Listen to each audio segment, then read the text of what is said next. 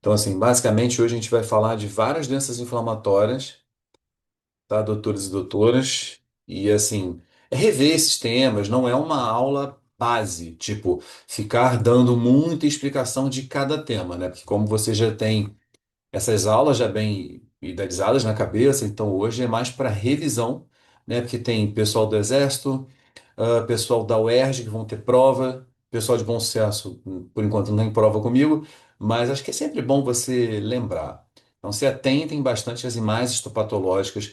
Eu quero ficar bastante tempo com vocês, não vou ficar correndo na imagem, que é o momento que a gente tem para namorar a imagem, vamos dizer assim. Então, por isso que eu já começo, meninos e meninos, com a lembrança da epiderme normal, tá? Então, não pode trabalhar no na dermatopatologia sem saber as coisas mais básicas. Então, aqui, né, nós temos a camada basal, camada do meio, que é a camada espinhosa. Quando a gente tem os grânulos de queratina nesse aspecto losangular, a gente tem a camada granulosa. Muito que bem. Então, com todas essas camadas, eu vou formar a nossa famosa queratina, tipo malha de rede.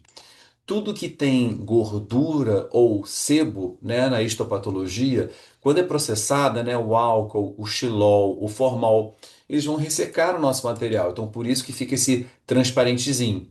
Então, a camada córnea, na verdade, é um depósito de gordura para nos proteger. Mas no HE vai ficar dessa maneira. Obviamente, a gente está falando aqui de pele normal, tem uma córnea ortoceratótica. Então, a primeira imagem, para a gente lembrar como é a nossa epiderme classicona. E sempre lembrando que, né, vocês vão ver muitas inflamações, né? Os R3 talvez fiquem mais na parte do tumor. Então, assim, inflamação pega eminentemente epiderme e a derme. Então, como é que é a derme, né? A gente não pode deixar de lembrar que ela é formada eminentemente por fibras de colágeno, né? As fibras elásticas não aparecem nos cortes coloridos pelo HE, vou ter que ter uma orceína da vida para isso aparecer para gente. Sabemos que tem uma pele, uma derme um pouco mais fininha, que é a derme papilar, e aqui embaixo a derme mais grosseira, onde tem os anexos, que é a derme reticular. Botei aqui um close só para a gente lembrar dos melanócitos, que são essas células aqui que ficam na camada basal do epitélio.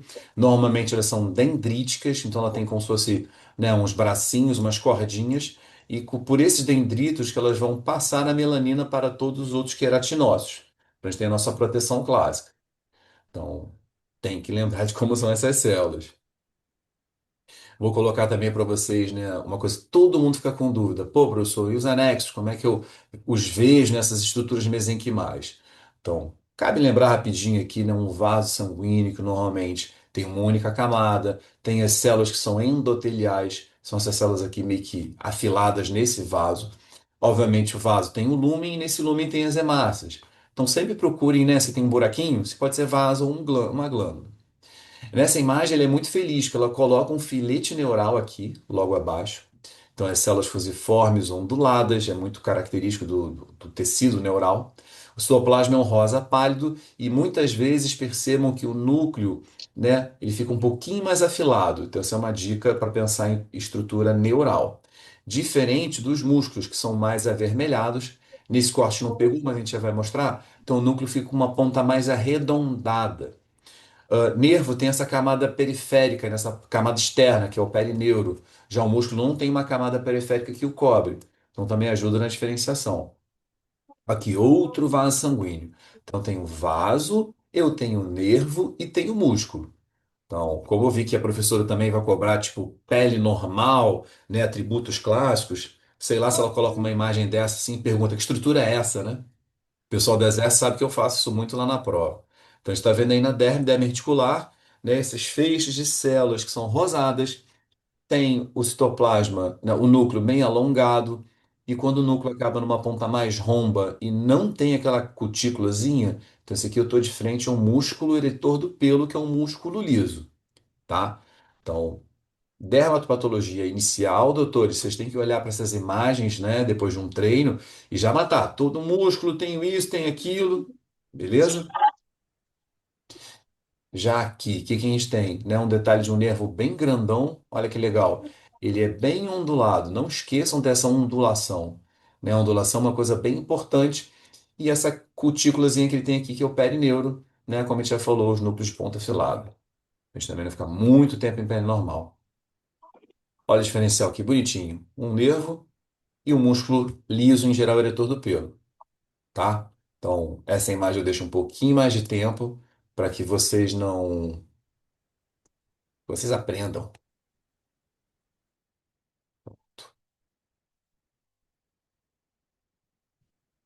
E ali, então, também relembrando, né, como é que a gente vê as glândulas écrinas, né, glândulas de suor, que estão basicamente todo o nosso tegumento, e aqui os ductos écrinos. São glândulas que, em geral, pode ter de uma a duas camadas, né, e normalmente tem uma cutícula eosinofílica, que em tumores, que nas outras semanas eu também vou dar aula para vocês, R3, de tumores, a gente vê que isso ajuda muito na diferenciação que é um tumor écrino.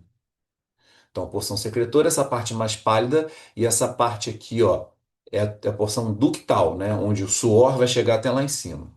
E a gente lembra, né? Quando o suor sai na palma e planta, é o acroceríngeo tranquilão. E aí, quando eu vejo glândulas muito dilatadas, né? Em geral também com duas camadas celulares, e a última camada, para o seu lúmen, ela faz uma decapitação, é uma goticulação desse material rosinha. Então, isso é extremamente, né, característico das glândulas apócrinas, tá, doutores? Lembra que anatomicamente elas têm um local especial, né? A apócrina é muito mais comum de axila, região inguinal, sulco interglúteo, dessas dobras, vamos dizer assim, axila e inguinal, né? Então, se tiver uma biópsia de adenite, deve ser uma axila e eu vou ver esse tipo de glândula, né? Se uma biópsia palmo plantar, não vai ter esse tipo de glândula, vai ser uma glândula écrina. Então, a gente compara aqui a imagem aqui do ducto da glândula écrina. Aqui o ducto, que tem a cutícula eosinofílica, e aqui as glândulas apócrinas bastante dilatadas. E com as gotículas aqui, que é a secreção de decapitação. Beleza? Obviamente não vou entrar no inteirinho do pelo inteiro, mas a gente tem que lembrar que o folículo piloso é uma estrutura, né, formada por um epitélio escamoso, igual, vamos dizer assim, a epiderme. E ela tem três porções principais, né? A abertura, o meio e a porção final, onde produz a haste do pelo. Então, a abertura chama infundíbulo do pelo, o meio chama-se istmo. Classicamente, né, você tem a glândula sebácea, o músculo eretor do pelo, né, para colocá-lo ali na posição. E a porção que mexe no nosso cabelo, que faz o cabelo crescer, estacionar e parar, é a porção inferior, onde eu vou ter o bulbo do pelo, né? E vou ter a papila dérmica, que é uma área que tem um colágenozinho, que vai ter os vasos e vai nutrir, e tum, nossos cabelos crescem. Perfeito? Então, lembrança dos básicos. Junto do pelo tem a unidade sebácea, né? Então, as células sebáceas elas começam com células proliferativas, que são essas pequenas ovoides e mais azuladas na periferia, obviamente. E ela produz o sebócito maduro, onde ele vai acumular o sebo, né? O sebo que faz brilhar o nosso rosto, mas protege a gente de várias coisas. Então, aqui uma glândula sebácea madura, não podemos deixar de reconhecer. Então, as células mais basais, basaloides, mas não se confundindo com o carcinoma bacelar. E aqui os sebócitos maduros, em geral com esse núcleo bem central e o citoplasma tudo cheio de buraquinho, que é natural da glândula sebácea. E finalizando essa breve introdução, relembrança, né, da pele normal, eu chego no tecido adiposo, né, que é o nosso tecido de proteção, de sustentação também, de economia de energia, e os adipócitos, né, eles têm o quê? Gordura. Então, como eu comentei, eu processei esse material. Se eu processei o material, a gordura some do patologista, mas ela ainda está aqui com a gente. Ela é dividida em septo de tecido conjuntivo, que vai separar os lóbulos. Lóbulos quer dizer agrupado. Então, um lóbulo tem vários adipócitos. Então, septo e lóbulo. E como cai na prova é super importante, né? Cara, paniculite. Então, paniculite bem colhida é aquela que eu normalmente faço um fuso, onde eu posso observar um septo e um lóbulo. Como é que você quer dar um diagnóstico de uma paniculite septal tipo eritema nodoso se eu fiz um PANT 3 e ocasionalmente, né? Imagina que o meu PANT vem aqui, ó, plou, plou, plou. Caraca, não tem septo. Então, não vou dar um diagnóstico, tá? Então, já expandindo, né, para as ideias de um clínico e de um cirurgião. Se você sabe patologia, cara, você sabe a base, né? Você sabe que eu sou um apaixonado e tudo mais, aí não conta. Mas patologia é muito base para você fazer uma boa dermatologia clínica, uma boa dermatologia cosmiátrica. Então, se você sabe as áreas anatômicas, você sabe que pálpebra é muito fina. Você vai descer demais com a tua agulha para tu fazer um preenchimento de olheira? Não vai, né? Porque você não vai meter lá no músculo. Então, assim, sempre é bom saber a anatomia. Então vamos lá, vamos começar a botar tipo mistura de questões e algumas imagens para a gente discutir. E aí, se vocês quiserem, podem ir arriscando digitar no chat, tô tranquilo. Então eu comecei com uma lesão aqui de um paciente, que que é uma lesão linear e papulosa, que normalmente dá no rosto, no braço, pega o pé e vai subindo para o tornozelo, chega até no joelho. Sei que na prova não vai cair imagem clínica, mas eu acho que é interessante a gente também fazer essas conexões para melhorar o aprendizado. E aí, nessa imagem, doutores, eu tenho dois pontos que com certeza muitos de vocês já sabem, né? Então, eu tenho aqui uma epiderme que tem umas focos para ceratose, aqui tem uma reação inflamatória, tá vendo que tem aqui um rosinho, uma morte de queratinócito? Aí você vê assim, pô, farmacodermia, doença liquenoide, sei lá. Aí você volta para o clínico, claro, né? Quando tiver uma clínica. Então, criança com lesão linear é uma lesão, né? Tipo, zoosteriforme ou estriada, né? E aí, para vocês que estão no processo de prova, quando eu vir uma glândula écrina com essa inflamação aqui, em geral, linfocitária, a gente está de frente, meus amigos, do famoso líquen estriado.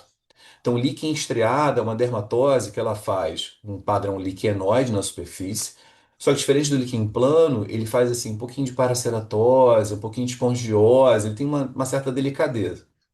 E aí, é claro, a gente se preparando para a prova e para a vida, é sempre importante analisar a parte da derme reticular, porque é uma doença liquenoide que agride folículo piloso e glândula écna. O mais comum é a glândula écna, tá? Só que às vezes pega folículo piloso. Então, assim, com essa introdução aí do líquen estriado, né, que eu vou voltar aqui a imagem, já que vocês têm que treinar a imagem. Então, a professora vai ver isso, ela tem que mostrar uma glândula écna e essa reação inflamatória linfóide, beleza?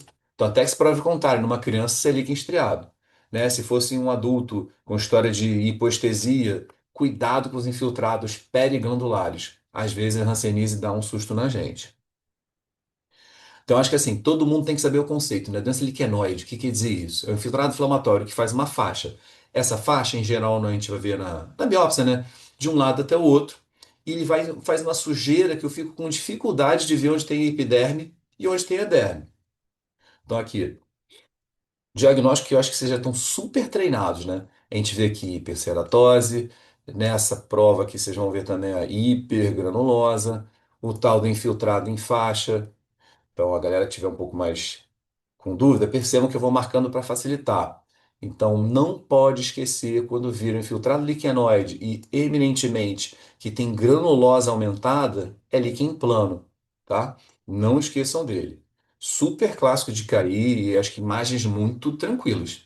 Então, olha esses exames patológicos, focos de hipergranulose. Vocês conseguem entender que aqui faz um infiltrado todo sujinho, vamos dizer assim, e de células pequenas e roxas. Então, eu tenho filtrado de linfócito. Esse linfócito ele vai lesando a epiderme. Em algum momento posso ver aqui necrose de queratinócito, aqui eu vou ver derrame de pigmento. Olha que bonitinho, esse é um dos casos mais bonitos, que a acantose vem, aí faz o conezinho. Estão vendo que o cone ficou bem afilado? Então esse é o tal cone em dente de serra, tá? Mas como a gente está se preparando para uma prova difícil, às vezes esse acantose não vem tão bonita. Então não fiquem fissurados no cone dente de serra. Mas quando ele está aí, é o melhor diagnóstico é pensar em líquen plano, né? Certeza. Dica para vocês ficarem espertos. Doenças liquenoides que têm paraceratose e se tiver eosinófilo, lembrar que pode ser uma erupção liquenoide por drogas. Digamos que isso seja cobrado no exame de vocês. Então, aí tá todo mundo vendo líquen plano, beleza. Mas aí se a professora colocar alguns eosinófilos no infiltrado, ela vai querer erupção liquenoide por fármaco, tá? O resto é tudo igual. Então, hiperceratose, hipergranulose, a degeneração vacuolar com infiltrado inflamatório no liquenoide, e aqui, né, umas mortes celulares, que quando elas vão para a derme superior, a gente chama de corpo de Sivate, tá? Já me perguntaram isso. Pô, professor, corpo de Sivate é exclusivo do líquen plano? No sentido de nome, sim. Mas corpos citoides, né, de morte celular, existem em várias doenças. E óbvio, correlação sempre vai ter que existir, né? Não vou perder muito tempo com essa parte clínica, mas se uma lesão é mais atrófica, se é mais maculosa, a histopatologia vai mostrar isso. Então, pensando numa prova, lembrem-se que pode cair um líquen plano todo atrófico, um líquen plano com erosão, um líquen plano com muito pigmento. Não esqueçam que isso existe, né?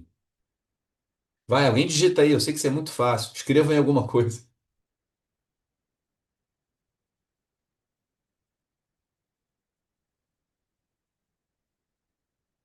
Essa é aquela imagem que, assim, todo mundo comemora demais. Então, o que que o nosso colega João já mandou bem aqui? A gente tem um infiltrado inflamatório circunscrito e nodular que fica entre dois cones da epiderme. Será que isso vai cair na prova? Não sei, estou achando muito fácil, né? Porque realmente é um dos diagnósticos mais legais da dermatopatologia, que é o famoso líquen nítido, que vai corroborar com aquelas lesões papulosas, normocrômicas, né? E efeito de Kebner nas crianças. Então, a ideia de você vir um infiltrado linfocitário com um pouquinho de estiócitos, ó, fazendo aqui uma dermatite de interface, ó, tá fazendo lesão da basal. Então, a gente tem uma dermatite liquenoide, vamos dizer assim. Então, é uma imagem, teoricamente, uma imagem bem tranquila. Então, o líquen nítido é a lembrança, aquele granulomazinho que abraça com dois cones. Não acredito que traga muita dificuldade para vocês. Mesma coisa, doutores. Quem puder analisar essa lâmina, precisa de escrever não, tipo prova mesmo. Analisa e escreva alguma coisa no chat para a gente ter algum tipo de conexão.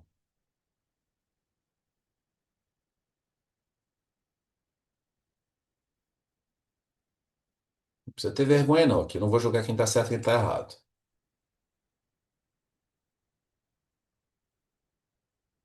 Excelente. Então, eu vou explicar aqui para vocês como que a gente olha para uma imagem dessa e pensa no possível eritema multiforme. Tem que saber que isso é fatalmente uma farmacodermia, e farmacodermias tendem a ser mais agudas. Então eu machuco o meu epitélio, mas eu não chego a desmaturar o queratinócito, então por isso eu mantenho a córnea normal. Então doenças agudas fazem isso, ortoceratose. Então fatalmente nosso colega viu isso, né? A degeneração vacuolar da camada basal.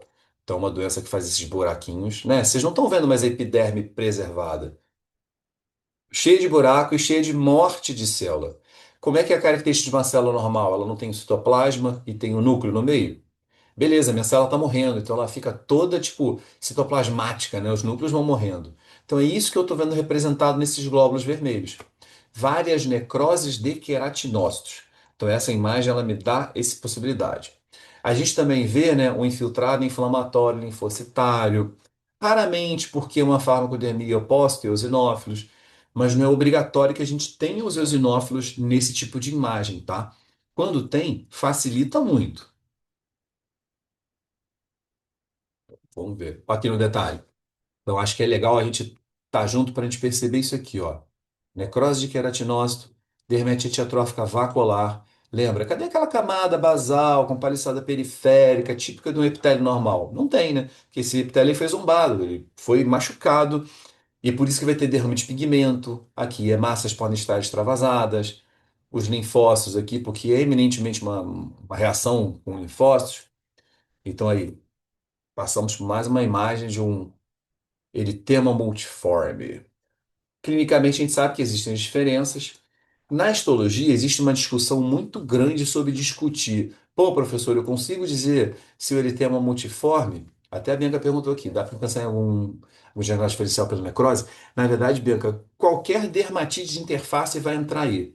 Eritema fixo por droga, doença enxerto versus hospedeiro. Então, olhar só o histológico para o mundo real, às vezes você só fala dermatite de interface. Aí eu tenho que voltar para o clínico. Então vamos dizer assim, aquela imagem que eu coloquei para vocês, com poucas necroses, talvez enquadrasse nele ter um multiforme mesmo. Pô, tem necrose demais, a pessoa me diz que tem lesão de mucosa. Você já vai começar a pensar numa síndrome de Steven-Johnson. Quando eu tenho uma necrose completa da epiderme, então você vê tipo ortoceratose e depois fica tudo vermelho e pouquíssima inflamação. Aí eu vou pensar num quadro já tipo NET, né? Necrólise epidérmica tóxica. Normalmente o pessoal não gosta de botar isso na patologia porque é difícil. Ó, perguntaram aqui também, o lúpus. Se eu tirar uma foto próxima, um lúpus mais agudo, com certeza, porque a epiderme lembra um eritema multiforme. Só que, no entanto, o lúpus vai ter todo aquele quadro de edema, telangiectasia, deposição de mucina, que a gente não vai ter num quadro de farmacodermia clássica. Ah, eu penso que iria falar só farmacodermia. Beleza, mas como eu conheço o nosso tipo de prova, eu não sugiro que vocês escrevam esse diagnóstico, farmacodermia. Até porque, doutores, farmacodermia é uma entidade clínica, né? Eu tomei um remédio e fiz uma pereba de pele pelo remédio. O histologista ele tem que ser um pouco mais preciso. E eu sei que isso vai ser cobrado para vocês. Então, Dica de amigo, não escreva esse termo. É a mesma coisa que você vira um infiltrado liquenoide, parará, você bota aqui dermatite liquenoide. Clique em esclarecer, né? Isso vai ser puxado a orelha de vocês. Então, tenta ser um nome um pouco mais assertivo. Por exemplo, Nest tem doença enxerto versus hospedeiro. Rapidamente, a fase aguda tem doenças mais, lesões mais liquenoides. E a fase crônica vai ser doença mais esclerodermoide. Estamos trabalhando com doenças difíceis. Então, se isso acontecer, né, que não vai ter como, que ela não vai botar informações clínicas, eu vejo aqui uma dermatite de interface igualzinha ele tem multiforme. Então, precisa de correlação. Agora, se eu visse, né, uma dermatite de interface com áreas de espessamento do colágeno, seria muito bom pensar em doença enxerto versus hospedeiro, fase crônica. De novo, no foco da nossa prova, acho que isso não acontece. Mas eu quero preparar vocês para isso tudo. Então, aqui, ó, perguntando. Diferença é mais pela clínica mesmo. Tem que ter clínica de fármaco, só se for neutrofílico que muda. Isso mesmo. Então, é um sufoco. Doenças inflamatórias, no mundo real, a gente precisa de mais de vocês, do colega clínico. Então, muitas vezes, quando a gente dá diagnósticos que parecem imprecisos, é porque eu não tenho apoio.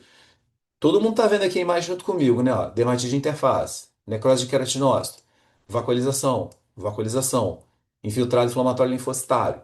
Então, isso aqui, os seis já estão preparados para treinar. Então, você tem que pelo menos botar dermatite de interface, que favorece ele ter multiforme. Ah, eritema fixo. Não acredito que a professora coloque isso. Aí, se fosse eritema fixo, eu imaginaria numa histologia muito derrame de pigmento. Tá? Que porventura nessa imagem que eu estou botando aqui, não tem. Então, bora trabalhar com a porrada, que depois, quando vocês estiverem fazendo as provas, vocês vão lembrar da minha voz e falar assim: ah, meu Deus, tranquilo. Ó, a Rafaela está perguntando: essa última imagem que eu estou colocando aqui, poderia ser multiforme? Sim, poderia. Então, não acredito que ela queira dizer ele tema fixo versus ele multiforme. Não, podem ficar tranquilos. E aí, como eu estava falando, né, a gente precisa de correlação clínica porque tudo pode ser muito parecido. Tá vendo? Então, aqui numa fase muito inicial de qualquer dermatose dessas por interface, é tudo igual. Então, uma poiquilodermia de Sivate, síndromes tipo Bloom, Cockayne. Estou fazendo assim para a gente iluminar a nossa aula. Então, todas podem ter um padrão histológico muito semelhante. Tá, doutores? Mas aqui a gente está trabalhando com padrão. Então, eu acho que todo mundo tem que olhar para uma mais dessa e falar, cara, dermatite de interface. E ela, porventura, não está liquenoide, tá vendo? Que tem linfócito, mas os linfócitos não estão borrando propriamente a epiderme. Não fizeram aquela faixa como a gente mostrou anteriormente no líquen plano. Então, acho que dá para fazer uma diferença das dermatites de interface. E aí, doutores, quem se arrisca? Então, ainda botei historinha, né? Lesões hipocrômicas no dorso de uma mulher de 50 anos com prurido discreto. Essa é a imagem mesmo. Imagina que a gente está fazendo para o especialista.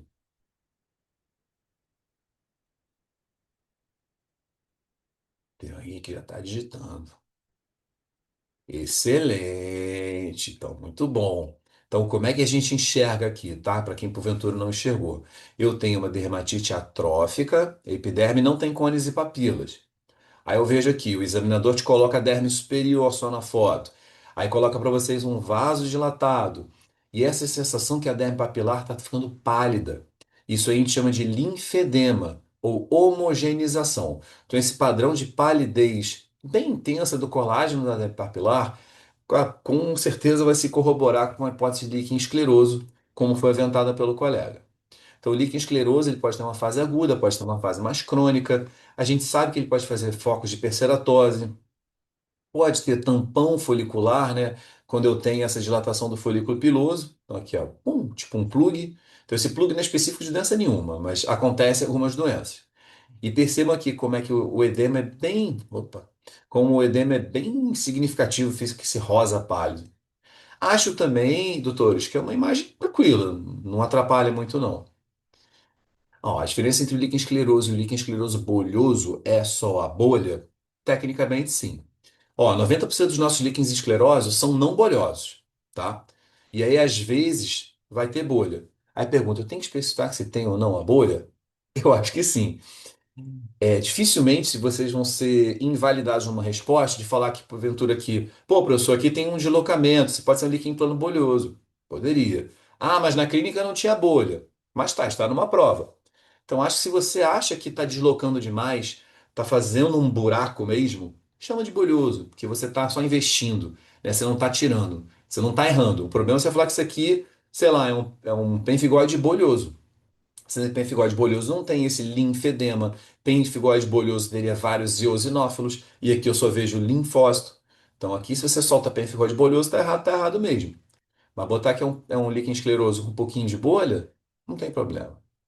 Sim, sim, vocês perguntam se tem uma dermatite de interface? Tem sim. O grande lance é que o líquen escleroso, ele quase nunca é biopsiado numa fase muito jovem.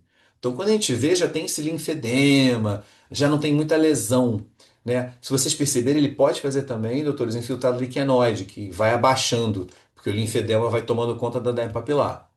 Então, vai ter uma ou outra foto que, se eu aproximar, talvez tenha um vacúolozinho. Então, conceitualmente, a sua pergunta super cabe. É uma dermatite de interface vacuolar com um filtrado liquenoide que, no passar do tempo, o linfedema da derme papilar joga todo esse infiltrado para baixo. Então, o que chama mais atenção é esse rosão aí. Então, acho que imagem que é para bater e valer também, quando a gente tem um diagnóstico desses líquen escleroso. Diferenciada epidermolise bolhosa, excelente. Ó, o que que eu vou passar aqui? Lembra? Eu tenho uma doença que faz linfedema do colágeno. Então, esse colágeno, se você comparar com a derma reticular, ele parece que é uma placa, né? Não tem aquelas fibras soltinhas. Então, assim, normalmente, você, quando tem uma derme papilar normal, você vê aquelas fibras soltinhas mesmo. Então, esse padrão de linfedema não é visto você perguntou epidermolise bolhosa, né? Não é visto, tá? Então, essa coisa rosona, né? Tá vendo? Esse rosão aqui pálido não é visto. Isso é muito do líquen escleroso. Ó, outra imagem de líquen escleroso. Então é raro. Talvez vocês tenham pego pela raridade. Ah, mas uma bolha do líquen escleroso. Ele é muito difícil fazer bolha. Muito difícil. Mas aí você vê aqui, ó, infiltrado inflamatório, que em geral não é comum na epidermolise bolhosa. Aí você vai vendo aqui, ó. Esse é o colágeno de fibras da reticular. Ele vai homogeneizando, vai ficando tudo um rosinha pálido, como se tivesse pegado um blush. Aí esse blush vai ficando mais clarinho, mais clarinho, mais clarinho. E ó, tem vários vasinhos dilatados aqui, que eu normalmente não vejo na EBA, tá? Então, dá para diferenciar.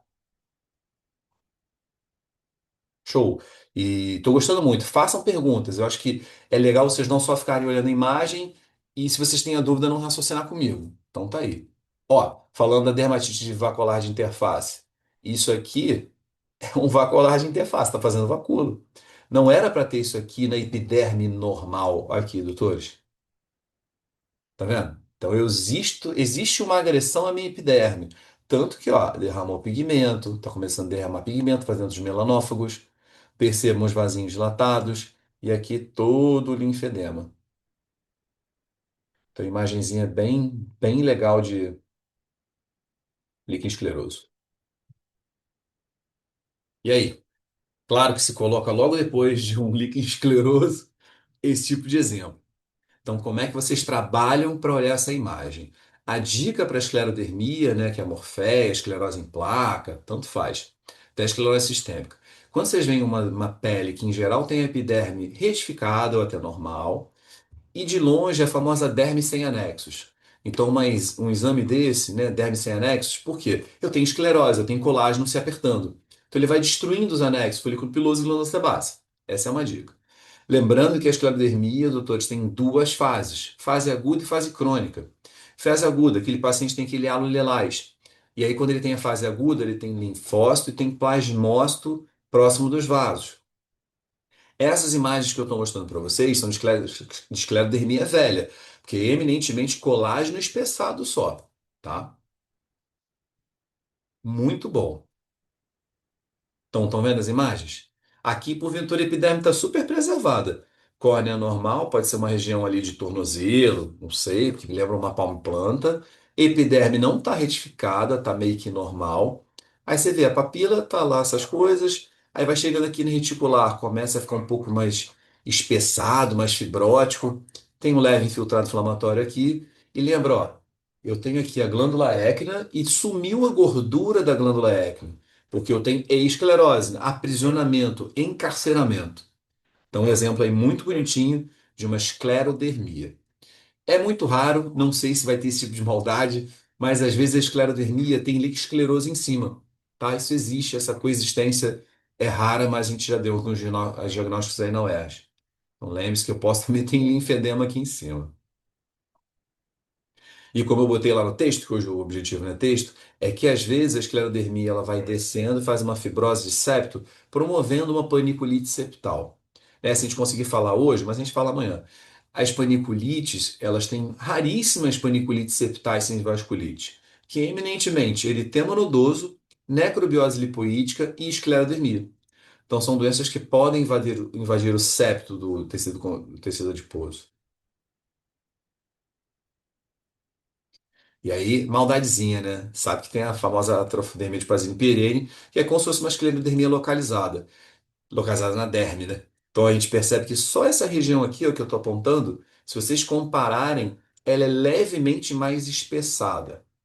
E outra dica, não confundir com cicatriz, com fibroses. Porque cicatrizes e fibroses, elas têm aumento de fibroblasto e têm aumento de vaso sanguíneo. A esclerodermia, né, e a trofodermia de Pazini-Pierini, eminentemente não tem proliferação de vasos nem de muitos fibroblastos. Então é muito focal, né? Pô, vocês vão tirar uma onda se cair uma questão dessa aí e vocês perceberem que realmente tem só um foco de esclerose. Então, aqui, se você tira essa foto, obviamente é uma esclerodermia. Só que no contexto de uma paciente com lesões na região lombar, com foco de esclerose, né, normalmente é mais comum na mulher, essa lesão fica meio que castanha acinzentada.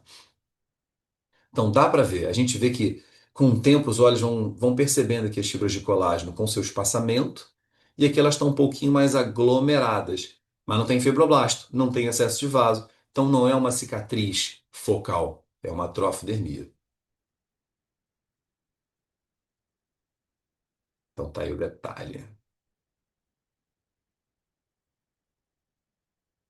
E aí? Esse tem que ter clínica, porque só na histologia é pesado. Então, a gente tem uma placa eritematosa com pontos, talvez foliculares, desceratóticos, não sei. E ele até coloca na questão, né? Criança que não tem atopia. Você pode olhar isso aí, talvez embarcar numa ceratose pilar, não sei. E aí, doutores? Tem gente que está digitando rapidinho, muito bom. Boa. A ideia clínica foi muito boa, mas não é isso não. Percebam que, nesse diagnóstico que vocês sugeriram na clínica, né, que é o líquen espinuloso, ele normalmente faz uma hiperceratose de folículo piloso. Agora vamos voltar para a prova. Vocês estão olhando numa imagem, tem folículo piloso? Então trabalhem com o que o examinador quer de vocês. O examinador dessa prova não quer folículo piloso. Então não deve ser uma doença relacionada neste momento ao folículo. A gente vê hiperceratose, vê acantose. Essa acantose, para mim, ela forma aqueles cones um pouco mais redondos, talvez. Então, a primeira batência de olho é uma dermatite psoriasiforme. Deixa eu ver se alguém escreveu alguma coisa. Não, só deu risada. Agora alguém lançou. Ah, mas eu quero ver se vocês entendem juntos. Então, a gente está vendo uma dermatite psoriasiforme. Essa imagem é legal porque a gente consegue ver áreas que têm ortoceratose e a gente também vê áreas que têm paraceratose. Então, isso ajuda muito no nosso diagnóstico. Essa doença ainda mantém camada granulosa.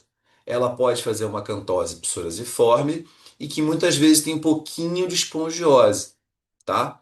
Então é muito difícil ter esse diagnóstico. É claro que vocês todos, Exército, Bom Sucesso, UERJ, tem casos onde a patologia é um ambiente forte, né? A gente tem expertise, vê muito caso. Então acaba que a gente fala assim: ah, tá bom, pitilismo rubropilar. Muito que bem.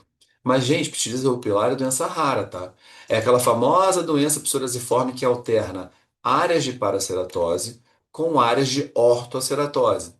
Não faz exatamente uma coluna, então vocês têm que procurar isso na imagem de vocês. É uma coisa meio que misturada, por isso que muitas vezes, quando a gente vai falar dessa explicação, a gente fala, ah, é tipo tabuleiro de xadrez, que não tem aquele branco, preto, branco, preto, branco, preto. Então, é uma alternância que não é muito regular.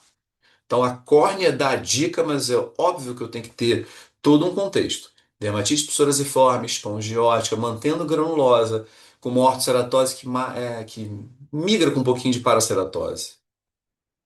Então, é questão quente, PRP. Ah, não tem lâmina lá no serviço? Show. Cara, até peço esse apoio pessoal do Exército, se vocês lembrarem de um caso nosso. Tinha um senhor, antigo, mas não sei se a foto tá boa. Então tá, não vou ficar perdendo um tempo na parte clínica, vamos mais para a imagem mesmo. Então, foi o que a gente comentou. Tem que olhar essa alternância de paraceratose para ortoceratose. Ah, que bom, parece que o pessoal tá lembrando que tem. Show, depois a gente conversa, porque a gente tenta fazer uns cortes seriados para ajudar os colegas. Então, se vocês têm uma prova, TED, imagem, aquela coisa ali, dificilmente você vai chamar isso de psoríase, né? Com ilhas pele sã e tudo mais. Mas nosso foco é imagem.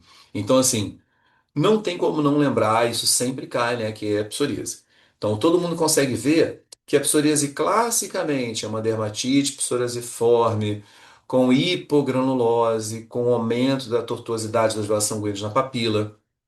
Essa papila sobe, fazendo a famosa platô suprapapilar, e aqui o cone epidérmico bastante redondinho, lembrando uma clava. Então, não acho que é uma imagem que vai trazer dificuldade para vocês, né? Olha como é que esse vaso está aqui, ó, grande e dilatado. Machuquei esse pedacinho de epitélio, faço meu sinal do orvalho sanguíneo, que é o sinal de Auschwitz. Então, ó, até que em alguns momentos aqui tem granulosa, mas eminentemente a psoríase é uma doença que cursa com hipogranulosa, diminui a quantidade de células da granulosa. Então, aí, aqui a hipogranulosa, aqui o platô e aqui os vasos tortuosos. Ninguém pode esquecer que psoríase, até que se prove o contrário, tem esse afluxo de neutrófilos algumas vezes, microabscesso de Munro. Se eu tiver dúvida, sabe que eu falo isso 1000 vezes, né? Pede o PS. Pelo amor de Deus, para não deixar passar uma dermatofitose. Subtipos, será que isso pode cair? Acho que sim. Tem uma cantose aqui psoriasiforme, tem aqui os lagos de neutrófilos, então posso enquadrar numa psoríase do tipo pustulose. Isso aqui é extremamente difícil, né? Que a gente vê uma cantose discreta, aí você vê uma paraceratose confluente, show. Se olhar aqui para baixo, não é coincidência, quase não tem granulosa. Então acho que dá, né? Eu gosto de ser detalhista nesse aspecto. Dá para a gente dar o diagnóstico diferencial dos subtipos da psoríase na histologia, tá? Não sei como é que vai ser o perfil da nossa prova aí de semana que vem. Todo mundo lembrando que é uma doença que eminentemente pode chamar neutrófilos, então essas queridas células aí com seu núcleo em geral trilobulado, citoplasma róseo pálido, sem granulação. Quem granula muito é o eosinófilo. Isso eu até falei, acho que nessa semana. Leiam a lâmina e tentem interpretar.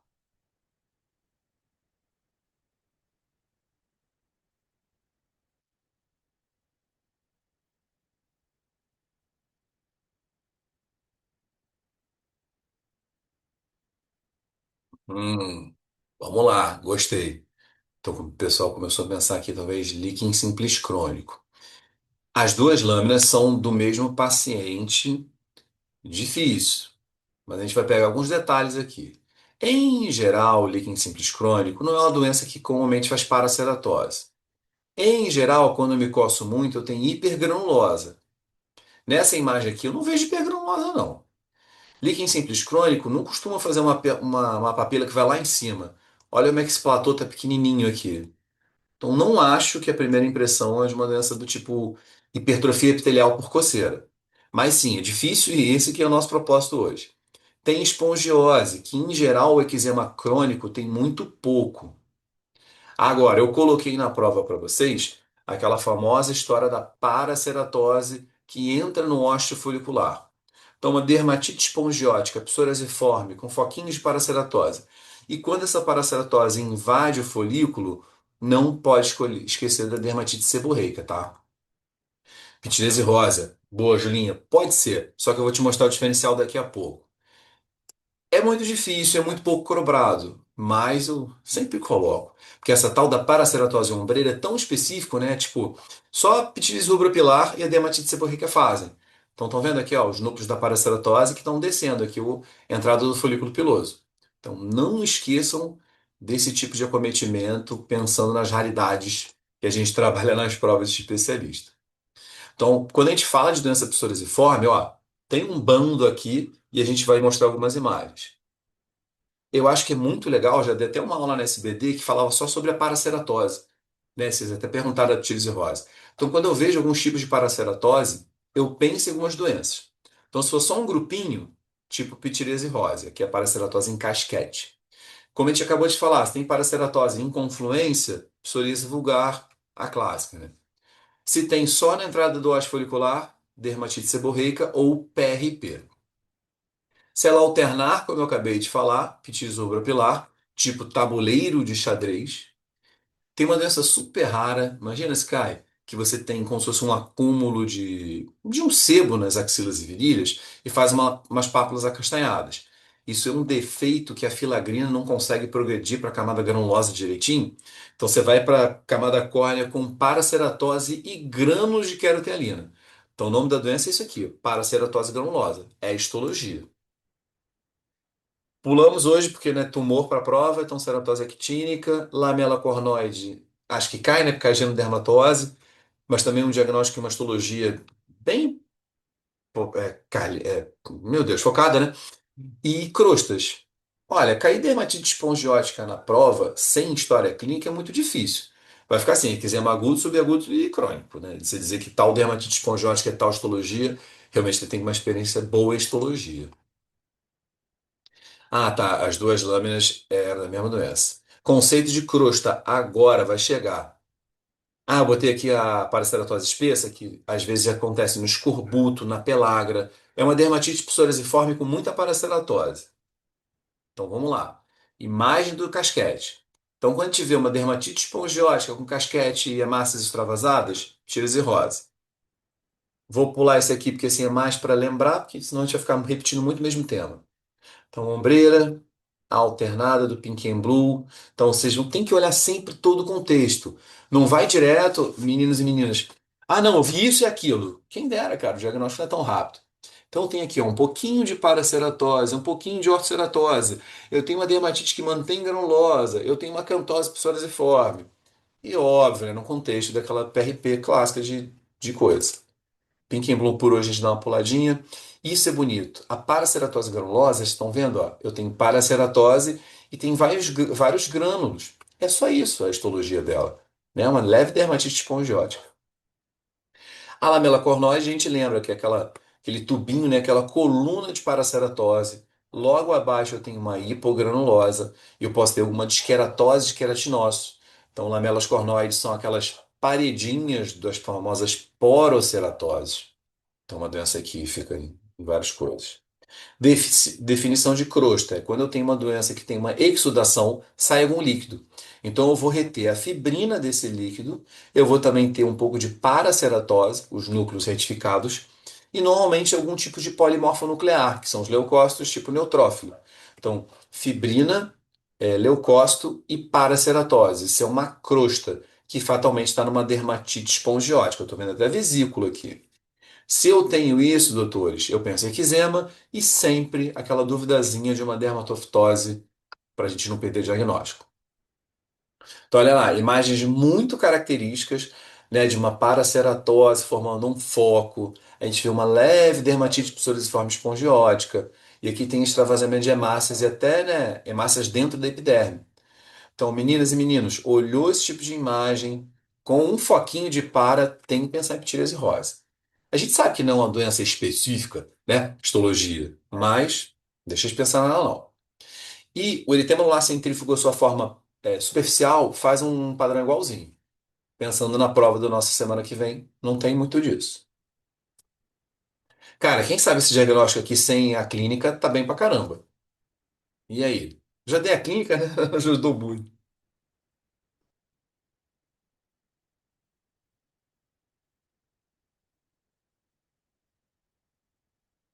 Ela perguntou qual paraceratose era em ombreira. A única que era em ombreira. Ai, a última. O quê? Da casquinha? Deixa eu voltar aqui. Ah, não, esse aqui não é ombreira, não. Ele até tá próximo de um folículo piloso, concordo com você. Mas ele tá mais para cá. Ele não chega a entrar aqui perfeitamente, não. Mas boa sua observação. Muito boa. Não, tem que voltar mesmo. Então, digamos que eu não tenho formação clínica, como é que eu trabalho essa imagem? Epiderme, preservada para retificada. Derme, não vejo grande coisa. Aí com calma você vê um infiltrado inflamatório, talvez perivascular. Não sei se tem algum infiltradinho aqui também no interstício, né? Entre as fibras de colágeno. Então, é um diagnóstico muito difícil na histologia se você não lembra que ele existe. Agora, se você tem um quadro clínico de lesões pruriginosas ponfosas, a gente vai lembrar desse diagnóstico, que eu não sei se alguém chegou a pensar. Então, eu tenho edema na derme em geral, eu tenho pouco acometimento da epiderme, e nessa derme com edema eu tenho uma reação inflamatória mista, em geral discreta com linfócito, neutrófilo e eosinófilo. Então, essa imagem aqui, para mim, eu sempre tenho que lembrar da urticária comum, tá? Então, aquela clássica lesão até 24 horas pruriginosa, beleza? Então, tem que lembrar que a urticária existe para vocês olharem esse infiltradinho escasso. E aí você faz a pergunta para o clínico: ei, o que que você tem, né? Então perceba que essa imagem de livro mostra aqui o fibra de colágeno e um filtrado mega discreto, aqui linfocitário e aqui talvez eosinofílico. Então tem que ter clínica. Para urticária, o cara tem que estar sagaz, né? A maioria das vezes a urticária tem epiderme preservado, não se preocupem com a epiderme, é mais edema papilar e reticular com essa reação inflamatória intersticial, né? Pode voltar para o menor aumento. Claro que eu posso voltar para o menor aumento. Então, tá vendo aqui, Duda? Não vê quase nada. Aí você vê um pouquinho aqui perifolicular, um pouquinho perivascular, e é muito discreto. Então, também um super treino. Aí, quando você for aproximar, você vê que tem uns neutrófilos, uns eosinófilos meio perdidos. Ó, perguntou aqui, não chega a ter uma dermatite de interface. Não, não tem dermatite de interface na urticária. Por que retifica a epiderme? Porque tem edema? Sim. Quando você tem edema, você incha, normalmente o que está lá em cima é comprimido. Então, as doenças que vêm, tipo granuloma ou com edemas, elas empurram a epiderme, ela fica mais afilada. Beleza.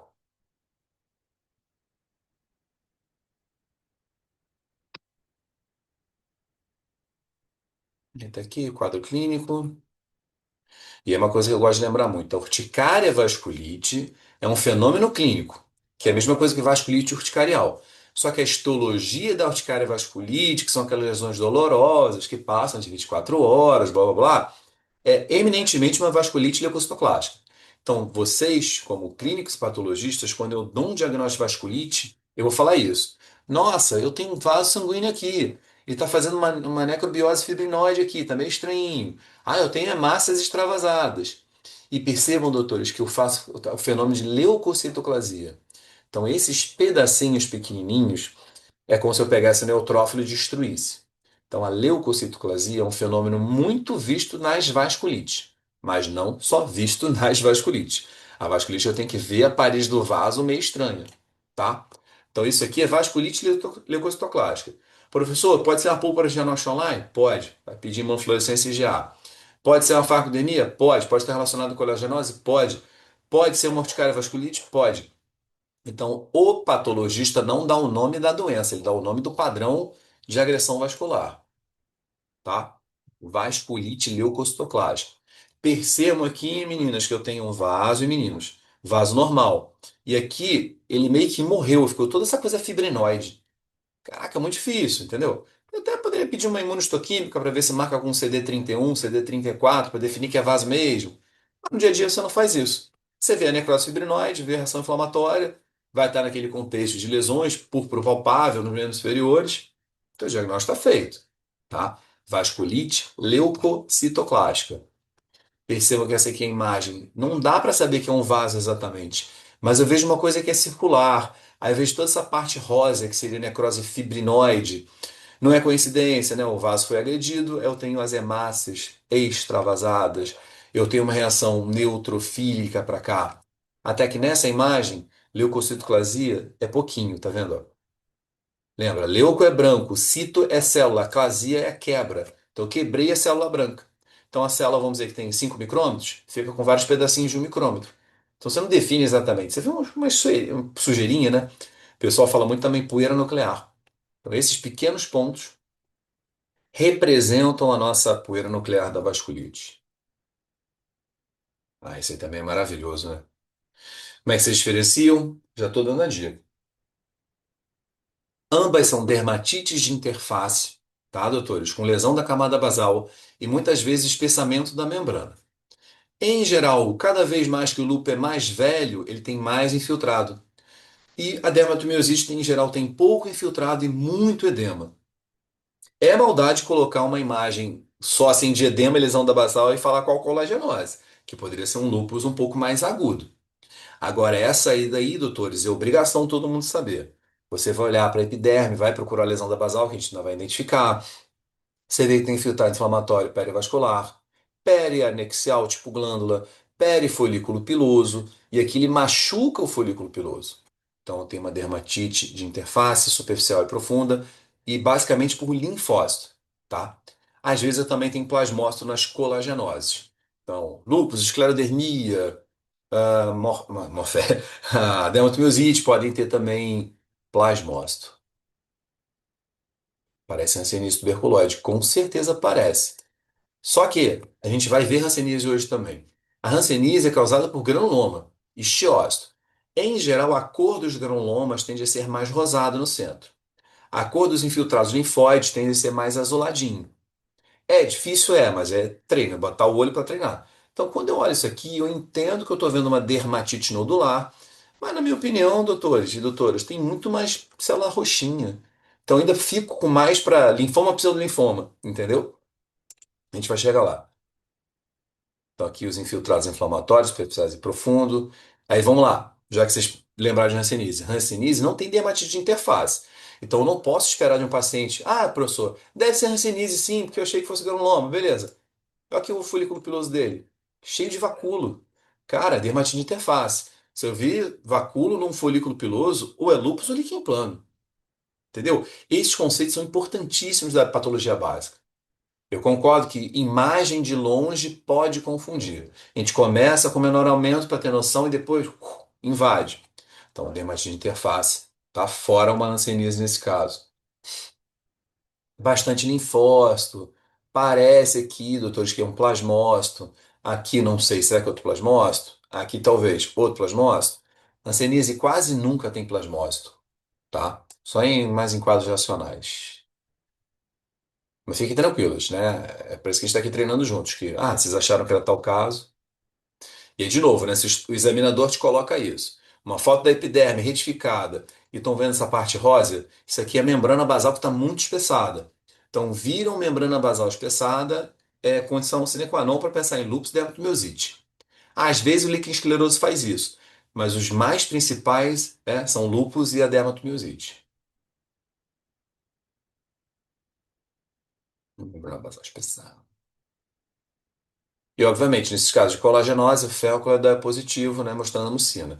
Se fosse o hanseníase, eu teria que ver bacilos, alcoáceo resistente, positivo pelo fight, no interior dos macrófagos. Então, vai ter as informações, vão ter as informações para que vocês cheguem no melhor diagnóstico. Extrapolando para a prova de especialista. Quando vocês fizerem o TED, graças a Deus, tem informação clínica. É muito difícil que eles façam uma imagem, tipo igual eu faço assim com vocês. Imagem e diagnóstico. É realmente muito difícil. Porque eu acho que também não é o objetivo principal de um bom dermatologista saber isso tudo. Só que o dermatologista tem que saber. Não vai ser o nosso colega biomédico ou outros aí para a gente não perder muito tempo. Bora. Agora vocês vão olhar essas imagens histológicas e depois eu vou colocar 4 clínicas para vocês fazerem uma possível correlação.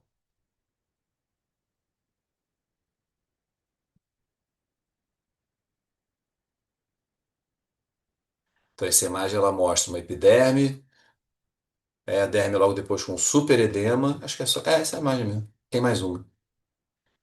E aí, o que que vocês acham que predomina dessas células inflamatórias? É a grande chave.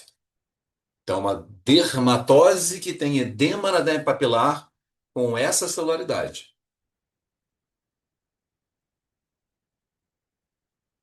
Hum, que isso, muito bom. Então, eu vejo edema e, para mim, o que predomina nessa foto realmente são células todas assim, né, lobuladinhas. Então, o predomínio é de neutrófilo. Muito bem para quem pensou aí na síndrome de Switch. Então, qual é o ensinamento desse caso? Existem doenças que normalmente fazem edema na derme papilar. O que a gente mais gosta de achar é a síndrome de Switch, né? Então, dermatose neutrofílica febril. Agora, celulite bacteriana, né? Então, infecção, estrepto, estáfilo, que a gente nunca biopsia, né? Ela poderia fazer um padrão semelhante. Mas eu vou procurar grumo bacteriano, alguma coisa a mais. E outra doença que faz muito isso é a erupção polimorfa à luz, erupção lumínica. Só que eu tenho muito linfócito e eu não tenho muito neutrófilo, tá? Então, é muito comum que nas provas lá da UERJ tenha um caso de eritema multiforme, tenha um caso de suíte, tenha um caso de poliarterite nodosa. Nossa, esses casos se repetem. Sífilis é um padrão que se repete, é um padrão muito bom. Então tá, vocês falaram que é suíte, agora marca aqui a clínica para mim, se letra A, B ou C ou D.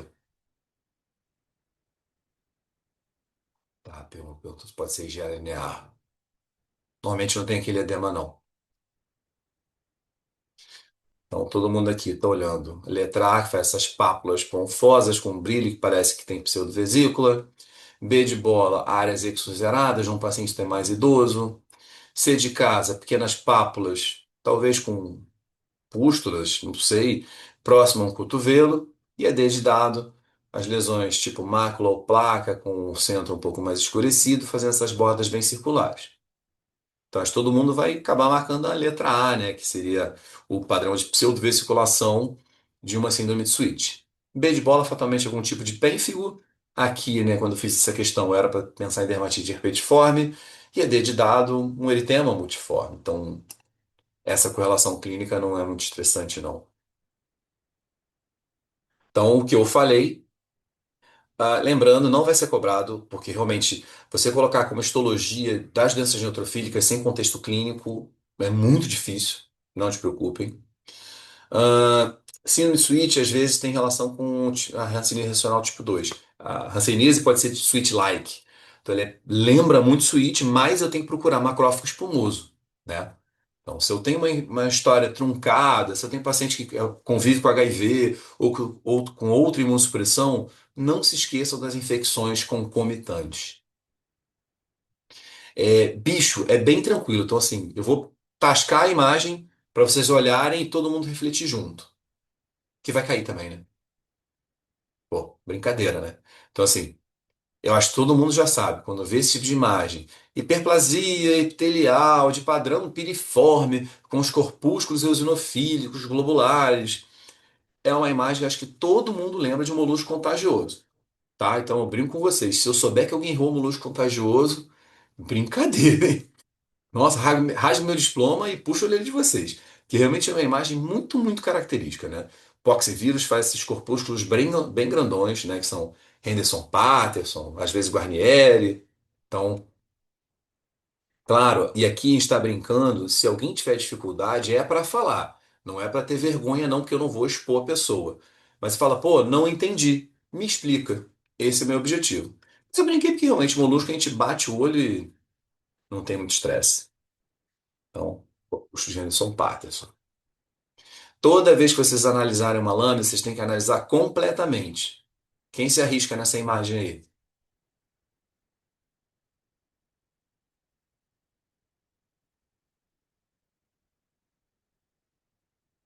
Nada? Já estão cansados? Uma horinha só, hein? Nem sei que horas tem.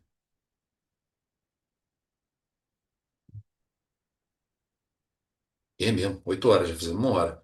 Bora, pelo menos uma meia horinha pra gente brincar. Que a minha ideia, se vocês quiserem, se eu puder, acho que eu consigo amanhã de novo, a gente faz de novo, fica um pouquinho mais calmo. Não fica muita coisa num dia só e todo mundo fica muito cansado. Tá, legal. Ó, isso que eu queria que vocês fizessem. Todo mundo acertou o diagnóstico sindrômico, é uma infecção por HPV. Só que vai ser cobrado para vocês e a gente tem que saber mesmo qual é a localização. Então, uma pessoa acertou porque ela viu que tem hiperceratose compacta, tem hipergranulosa. Então, é muito comum nessa região ter isso. É a região palmo plantar. Então, não coloque essa infecção pelo HPV, porque vão tomar puxada de orelha, né? Tem que colocar o nome completo. Vai ser uma verruga, fatalmente numa palma e numa planta. E apesar que está longe, a gente consegue ver aqui, ó, vários coilócitos. A gente tem aquele fenômeno, lembra? Que o cone da epiderme fica no meio aqui retinho, e quanto mais ele vai para a periferia, ele vai arborizando, ele vai inclinando. Então, essa é característica de verrugas. Todo mundo acertou, né? Mas cada um botou um tipo diferente de verrugas. Então, nesse caso, eu tenho uma hiperceratose compacta com hipergranulose, é local de verruga pão plantar. Aqui perguntou, se tem o acroceríngeo? Deixa eu ver aqui, Bianca. Ah, cara, deve ter, não tô achando aqui direitinho não, porque tá muito colocitose. Mas deve ter, eu não percebi não, sinceramente. Então, verruga, no caso, uma palma plantar.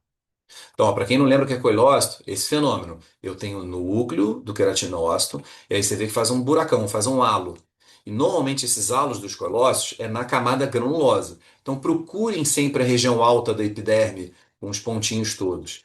Né? A gente sabe que tem milhões de artefatos, não vou hoje ficar neles, mas lembra do conceito, né? O coilócito é o HPV jovem, machucando aquela célula, então faz esse núcleo bem pequenótico, pequenininho, com um buracão. Camada granulosa. Verruga vulgar é errado? Rafa, não é que seja errado. Só que quando você chama de verruga vulgar, você está tirando a possibilidade do que o exame te mostrou, da hiperceratose e hipergranulose tipo compactas. Então é uma verruga vulgar na pele volar. Então, como eu estou te falando que talvez vocês sejam cobrados dessa especificidade, é melhor ser mais completo. Mas no conceito, não está errado. Entendeu? É porque eu já tive aula com uma professora, né? E essa professora, se vocês não colocasse um ponto e uma vírgula, puxava a orelha. Então, sim, e por exemplo, eu não vou soltar esse laudo para vocês. Eu não vou botar verruga.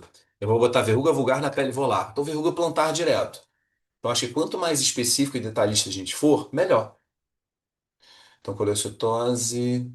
É uma infecção que está só pelo HPV? Perfeito, Rafa, só pelo HPV. O coilócito não é uma coisa do herpes, a gente bota outros nomes. Coilócito não é uma coisa do pox, né? Então, coilócito é o termo para o HPV mesmo. Esse fenômeno, em geral, de HPVs mais jovens, tá? Então, a lesão de um ano de vida não tem coilócito. Essas imagens eu botei também, elas são muito bonitinhas, né? Então, olha aqui o aspecto do coilócito. E vocês percebam que a cantose aqui é extremamente discreta, né? Então, por isso que é uma lesão lisa, verruga plana. Agora, o coilócito, ele faz vacuolização. Olhem bem, tá, meninos? Núcleo faz tipo um olhinho de coruja, sacou? E aí, do lado do núcleo, tá tudo branco. Esse é o coilócito real, diferente da epidermodisplasia verruciforme, que a gente sabe tem a associação com HPV. Só que ele faz isso, uma displasia. Percebam que aqui tem, esse é o núcleo, tá? E aqui o citoplasma, ele ficou pálido. Você não vê um núcleo e depois um buraco. Você vê núcleo e depois palidez. E percebam que existe uma displasia. Isso aqui é como se fosse um núcleo esburacado. Mas você não tem nem mais núcleo nem o coilócito, né? E você vê que as células têm uns tamanhos meio diferentes, né? Então tem uma displasia. Então é outro quadro. Ah, é muito difícil diferenciar? Eu acho. Só que já aprendendo aqui, olhando aqui um olhinho de coruja para um lado e olhando para a minha direita aqui, todas essas células meio palidonas, então eu acho que dá para falar que um epidermodisplasia e o outro é uma verruga plana. Talvez seja uma pergunta que vocês façam. Pô, professor, é para diferenciar? É, porque assim, são síndromes diferentes. Então, se eu tenho verrugas planas, uma ou duas, tranquilo. Se eu tenho uma epidermodisplasia, eu vou investigar a imunossupressão no meu paciente.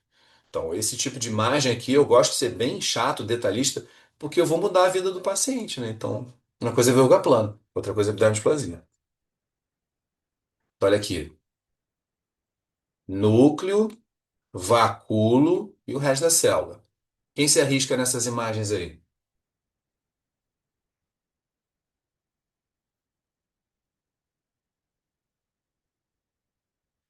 Ora, não esmoreçam não. Hum, boa, galera. Deu dúvida, isso é legal. Vamos lá. Se fosse a filiforme, ela seria muito fininha e muito projetada. Normalmente, quando a gente vê, né, eu falo muito para vocês nas aulas, a cantose com cones mais espessos. Então, o cone tá gordão. Esse cone aqui, tá, meninas, que é muito espesso, é típico do condiloma combinado, tá? Verruga filiforme é muito comum assim no rosto, né? Então você acaba vendo lá uma basezinha com uma glândula sebácea. Então, a cantose com cones espessos, com a mesma coisa. Hiperceratose, hipergranulose, colocitose nas lesões mais jovens, vai ser o condiloma. É difícil, mas vocês vão acertar. O condiloma combinado, isso mesmo. Um outro falando besteira aí. Ai, ai, ai. Então, perdão. Condiloma com a espessa. Vamos acelerar também para a gente não ficar muito na parte mais fácil. Mas, ó, não podem errar também. Bolha herpética. Então, a infecção do herpes, isso é legal a gente trazer o conceito. Seja o herpes tipo um, tipo 2, varicela zoster, todos fazem um padrão histológico muito parecido, que é uma infiltração dessas células herpéticas, da partícula do herpes, nos queratinócitos da epiderme. Então a gente faz umas células multinucleadas, onde eu percebo que a cromatina fica mais espessa na periferia. Então não é à toa, meninas e meninos, que tem esse roxinho aqui. Isso é típico da infecção do vírus do herpes. Então a queratina, desculpa, a cromatina marginada e mais densa na periferia das células. Eu explodo nessa célula, então ela vai fazer uma degeneração. Então ela faz os redinhos, né? Que a gente chama de degeneração reticular. Aqui, ó. Então, já viu, multinucleação na epiderme, tá? Para não confundir com granuloma, porque é multinucleado. Então, é uma bolha dentro da epiderme às custas de queratinócitos multinucleados. Tem uma reação inflamatória aqui que pode ter, os neutrófilos, tudo bem. Ah, e aqui vale a pena a gente fazer um bom tempo. Então vamos lá, meninos, conceito, não é só imagem. Toda vez que eu tenho uma cernise, eu tenho três conceitos básicos. Se a minha defesa do organismo está indeterminada, eu não tenho competência para formar granuloma, pode ter granuloma na hanseníase determinada clínica, né? Então, mácula hipocrômica, não tem granuloma. Eu tenho borda bem elevada, porque o meu osteócito é competente, então ele vai fazer os granulomas do tipo tuberculose. Meu xiócito é incompetente, ele não consegue matar o bacilo. Então fica um bando de xiócitos se multiplicando, tentando matar, e não mata. Então não faz o granuloma desenhado. Toda vez que tem granuloma desenhado é polo tuberculoide. Células difusas é o polo virchoviano. Então olha aí. Infiltrado inflamatório perineural com linfócitos tiócitos sem formar o granuloma, até que se prove o contrário, é hanseníase indeterminada. As imagens mostram aqui, ó.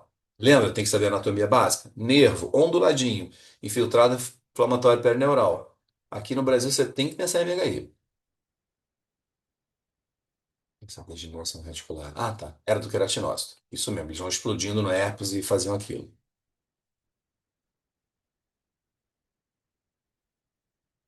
Então tá lá. Pô, professor, igualzinho aquele lupus. É e não é. Percebam, meninas, como é que eu tenho. Primeiro, uma cor que eu acho que é rosa no predomínio. E segundo, o granuloma da hanseníase, ele está querendo agredir o feixe vasculoneural. Então é extremamente comum que a gente veja esse tipo de granuloma que parece que faz uma corda ou uma salsicha. Ele é alongado, tá vendo aqui, ó? Então esse aqui é um MMHT muito bonitinho. Não acho que isso vai ser questionado, mas eu gosto de falar aqui. TT, quando é tuberculose polar, ele toca o teto. Então se você vira alguma agressão na epiderme, é o TT. Eu não tenho essa agressão na epiderme, viro BT histológico, né? Borderline tuberculoide. Então, esse é o conceito. Granulomas tuberculoides invadindo a derme de cima a baixo, fazendo esse padrão muito alongado. E, de novo, meninos, não sei se vocês escreveram aqui, sinal de salsicha. É, tipo isso. Eu não chamo, Rafael, de sinal. Eu só chamo de granuloma bem organizado em padrão cordonal ou salsichoide. Eu não digo que é sinal, tá? O granuloma, o que ele é composto? Né? De um cincício de xiócitos. Então, aqui são os macrófagos se juntando. Eu desenhei para vocês verem que é um pouquinho mais rosa. E aí a orla de linfócitos. Então, se eu tenho linfócito abraçando esse granuloma, ele é um granuloma tuberculoide, que é a mesma coisa que granuloma epitelioide. Então, até que se prove o contrário, tem hanseníase. Somente se for um granuloma epitelioide é, abraçando nervos, né? Olha essa imagem. Eu acho que todos vocês têm que fazer o seguinte: um ensaio é esse. Eu tenho uma epiderme que eu estou com dúvida. Eu vejo numa derme uma dermatite nodular superficial e profunda. Porque eminentemente a gente vê caroços, nódulos. Show? Então fiz o primeiro padrão de pensamento. Aí depois que eu faço esse pensamento, eu vejo, cara, mas quem faz os meus nódulos? Para quem já tem o olho afiado, vê até uma célula aqui, tipo Langerhans, talvez. Então tem uma célula gigante grandona, sabe? Então é uma dermatose com célula gigante, granulomatose. Superfície é profunda, aí você namora esse padrão, como eles brincaram aí, pô, cara, parece uma salsicha, né? Pô, eu tô com fome, nem tem cachorro quente aqui. É outra salsicha aqui. Então a gente tem um padrão salsichóide cordonal, Cara, tem que pensar em hanseníase do polo mais tuberculoide.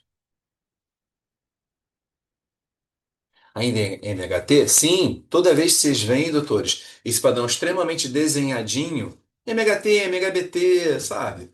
Um virchoviano polar nunca faria isso. O virchoviano é infiltrado difuso. A gente vai mostrar daqui a pouquinho. Aí tá, você tem aqui talvez um BT. Aí se alguém mostrar que tem um bacilo positivo, você vai tratar como multibacilar. Mas ele tecnicamente é um BT. Tranquilo. Aqui, colágeno. Imagem mostrando o granuloma bem redondinho, né? Bem alongado, desculpa. Padrão salsichoide. Bateu essa imagem. MHT, BT, tanto faz. E já a hanseníase vichoviana, ela vai ter os macrófagos totalmente incompetentes. E a gente vai ver de longe aqui, ó. Olha o tamanho do buraco que tem nesse macrófago. Então aí é a famosa globia. Então nessa globia eu vou ter os bacilos acumulados, que vão ser muito facilmente vistos, né, pela coloração do fight. A gente pode usar fight, o Wade, o Wilson, mas o Fight é o que eu mais gosto. Então aqui, ó, um linfócito talvez, vários macrófagos cheios de buracos, e aqui uma superdeposição de bacilos juntos no HE, que chama de globia. Aí essa globia vai ficar positiva no Fight. Então, interpretem essa imagem, tá, doutores? Se cair na prova para vocês. Eu tenho uma dermatose que faz a epiderme retificada. Eu tenho a tal da faixa de Una, que é a região da derme papilar que não é acometida pelo infiltrado. Se é tumor ou não, se é inflamação ou não, eu não sei ainda. Então, faixa de Una, toda vez que eu tenho alguma coisa que vem de dentro, vai subir. Não pega epiderme. Isso poderia ser um linfoma B no conceito de faixa de Una. Mas linfoma B, com essas células tão pálidas, é ruim, isso é granuloma, né? Só que é um granuloma que não é bem formado. A gente vê que todo o colágeno foi substituído por essas células. Deixa eu ver o que vocês escreveram aqui. No MHV eu posso só ser estiócito. É a mesma coisa que o zona de Gren, Júlia. Vamos lá. Não. MHV é só se for o superpolar. Se eu tiver um MHBV, né, o borderline vichoviano, você vê um pouquinho de linfócito, vê um pouquinho de plasmócito. Mas isso é detalhismo. Eu não acredito que vocês sejam cobrados de chamar de BV ou VV, sabe? TT ou BT. Acho que não, mas passo o conceito para vocês.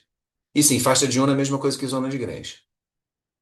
De longe eu já consigo ver aqui, meninas, vários buracos. Então tem a dermatose e granulomatose com buraco. Esses buracos aqui estão vazios e os outros têm os negocinhos. Esses negocinhos são as globias. Beleza? E eu vou pedir um fight para ficar bem bonitão. Então esse aqui é um detalhe da imagem mais próxima.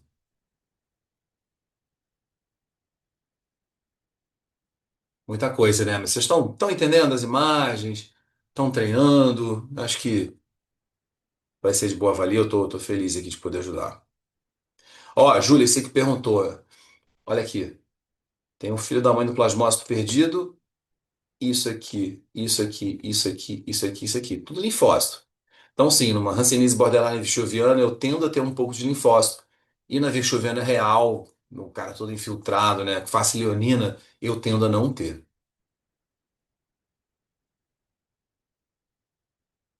É óbvio. Não vai ter coloração, mas um fight positivo aí bonitão.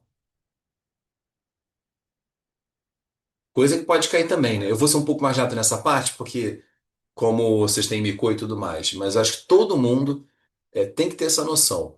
Quando eu vejo um infiltrado inflamatório, difuso, com essa hiperplasia pseudocarcinomatosa, tirando a história que já diz tudo, né? Não pode esquecer de infecções fúngicas profundas.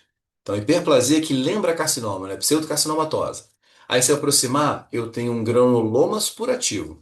Então, isso sim pode cair na prova, né? Ela pode não cobrar qual o tipo de doença, porque não vai ter o fungo aí, né? Mas se eu tenho aqui células mais pálidas, são os histiócitos, nessa periferia toda que eu estou tremendo. Aí vem para cá, neutrófilo.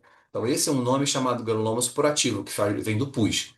Então é obrigação minha investigar a infecção fúngica. No mínimo. Paracoco, esporo, essas coisas. Rafa, me avisa, por favor, aí. Vai cair bichos? Será que a professora vai cobrar isso aí também? Tipo, como ver uma cromo, como ver essas coisas? Me avisa aí. Mesma coisa que caseoso. Ah, se vocês tiveram aula, Joãozinho, eu vou passar então as imagens. Não, Bianca, não é a mesma coisa que caseoso. Caseoso é quando eu tenho necrose e aí o colágeno fica tudo vermelhinho. A necrose caseosa dentro de um granuloma, você tem que pensar na tuberculose da pele. Quando eu vejo neutrófilozão, aí normalmente é fungo, tá? Isso você falou. O professor normalmente não coloca. Então, assim, a gente pode pular. Que assim, essa aula também posso mandar para vocês em PDF, é tranquilo. Porque tem, pô, Jorge Lobo, Paracoco, Esporo, isto. Eu acho que realmente, para a prova. Sabe o que a gente pode colocar de maldade? Uma prototecose. A professora gosta de prototeca.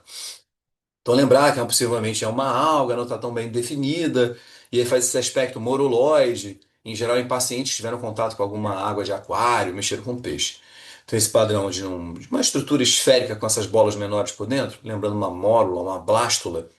Então, esse aqui é mega legal para a prototeca. Tivemos raros casos aí na UERJ, tá? Vou focar em coisas mais dermatopatológicas.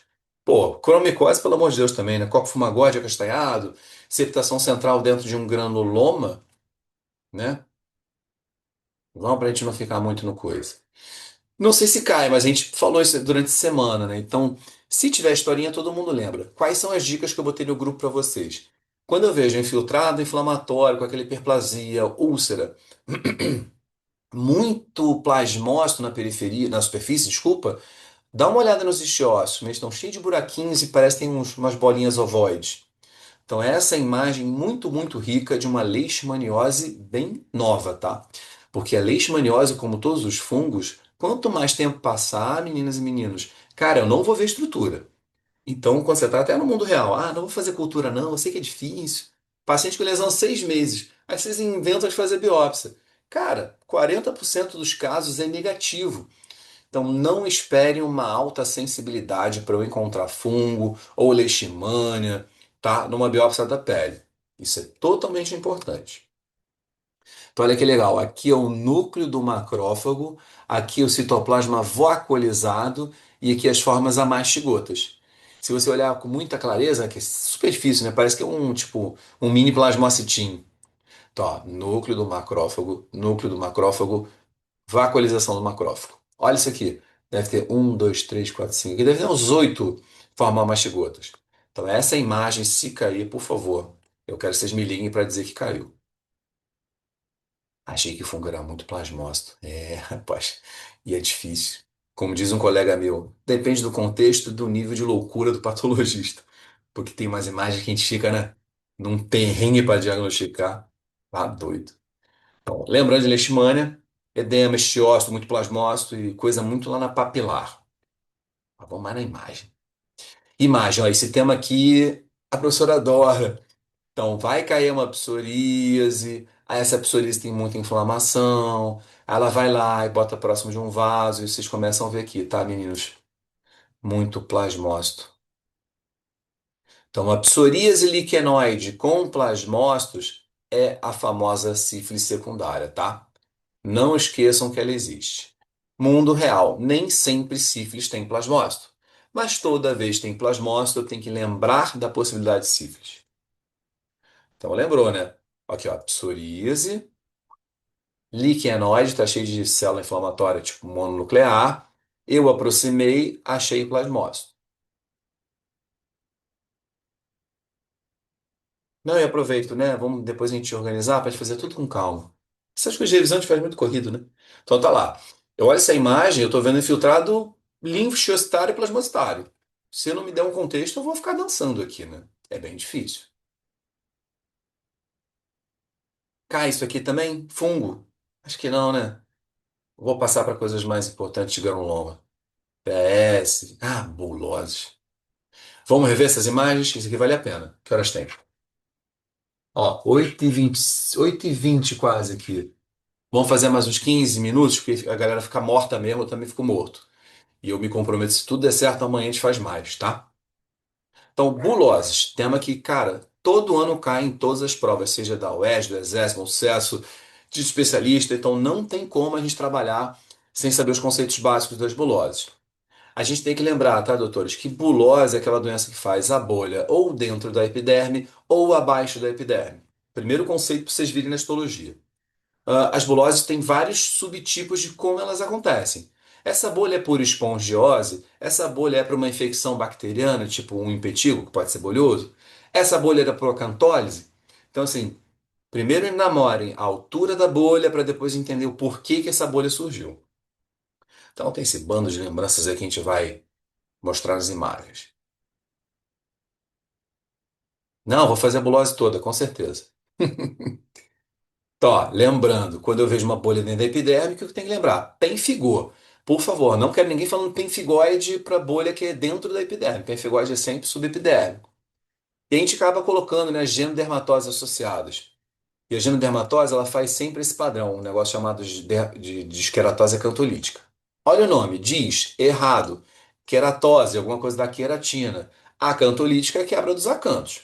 Então eu tenho uma alteração que eu solto os meus queratinócitos. Muitas vezes a esqueratose acantolítica é focal, é só num pedacinho.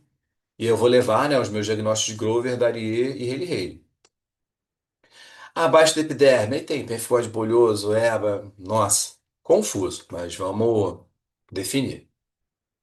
Então, eu já deixei escrito, mas acho que todo mundo também vai olhar essa imagem e vai ver. Professor, eu vejo hiperceratose, eu vejo uma granulosa que parece estar se soltando. Lembra, foliácea, clivagem alta. Se é alta, não pega o anexo, então não deve ter lesão de mucosa. O pênfigo vulgar é a clivagem que vai ser baixa, aquele aspecto de lápide, cemitério, e vai pegar o anexo da pele. Então, essa imagem aqui está muito bonitinha de células soltas. Lembre-se disso. Os queratinócitos, eles se abraçam, entre aspas, com seus desmossomos. Quando eu rompo o desmossomo, o queratinócito, que era uma coisa mais ovoide, fica redondo. Então, tenta olhar para a célula para não achar, pô, professor, artefato. Caraca, lascou para mim. Vocês vão ver que elas começam a ficar meio redondinhas. Artefato não faz isso, tá? Então, tem uma cantólise real ao nível da camada granulosa, pênfico foliáceo. Coisa difícil. A cantólise alta, se tiver muito neutrófilo, toma cuidado, pode ser impetigo. Muito cuidado com isso também. Tá vendo? Então, uma imagem que a gente bota de novo, como se fosse a granulosa se soltando. Aí fala, vê, professor, mas tá pegando anexo. Não, não, não. Ele tá aqui em cima, a pega do anexo eu pegaria aqui embaixo do pênfico vulgar. Daqui a pouco entra a imagem. Ó, tá vendo? Ele clivou a granulosa alta. Ele não pegou aqui a glândula sebácea. Aqui de novo, parece que a córnea, meninas, some. Então, essa sensação de ausência da camada córnea numa bolose é típica do pênfico foliáceo. Vulgar é a clivagem lá embaixo, né? Todo mundo lembra disso. Então fica só a camada basal e vem a bolha ou a fenda com esse aspecto de lápide de cemitério. Então fica uma camadinha assim, né? Uma por outra. O infiltrado inflamatório dessas doenças, em geral, pode ser neutrofílico, eosinofílico. Não é o primeiro ponto para dar o diagnóstico. Eu ainda não tem caso de vegetante. Eu acho que a gente tem aí na UERJ, né? Essa foto tá ruim. O que que é o pênfigo vegetante? É o pênfigo vulgar, que tem hiperplasia e normalmente é nas dobras, axila e virilha, né? Então você vai ver áreas poucas de acantólise e uns grumos cheios de eosinófilos. Obviamente, com uma acantose espessada. Então, dá para matar o diagnóstico. Mas é raro, pênfigo vegetante é bastante raro. A gente viu uma no serviço, mas sem a córnea. Ela pode cobrar assim? Claro que pode. Um folhaço que não tem a córnea, mas você vê aquelas células soltinhas na granulosa. Então, tranquilo. O teu foi folhaço? Teve um pênfigo da gestante também há pouco tempo. E aí? Pra gente ver se consegue completar essas boloses com uma certa força.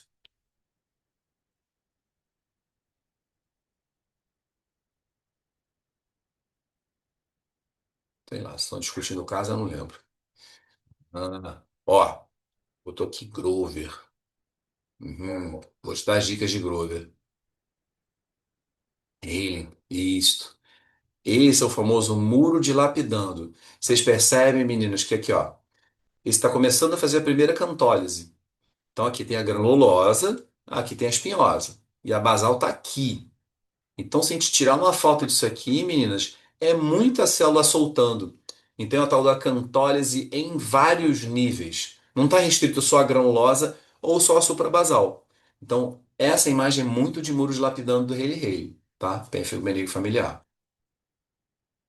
Então aqui, ó, você tem aqui, você tem a cantólise aqui e vai abrindo, ó, tá vendo como é que as células estão soltinhas? Então, ao olhar essa imagem, meninas, lembre do Hailey Hailey. O Grover, ele é mais focal e o Grover, em geral, a cantólise baixa. Lembra muito o pênfigo vulgar, tá? Grover é muito difícil de dar o diagnóstico histológico. Porque é isso aqui, ó. Essa imagem pode ser um Darie ou pode ser um Grover. E lembra o que que a gente tem? A gente tem a disqueratose acantolítica. Então, acantólise suprabasal, hiperceratose e a formação dos famosos corpos redondos e grãos. Então, em geral, os grãos estão na camada córnea, são essas células aqui um pouco mais redondas, não é uma paraceratose gorda, né? E os corpos redondos estão aqui, mais para o nível alto da epiderme. Então, corpo redondo, grão, acantólise é um processo chamado de esqueratose cantolítica. E se você tiver um paciente com a síndrome de Darie, é Darie. Se for um idoso com pápulas verrucosas que tem prurido no verão, aí vira Grover.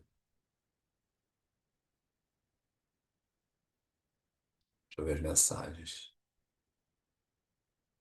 Pode reforçar a diferença de Daria. Eminentemente, Rafa, o que acontece? O Daria ele é muito pouco inflamatório.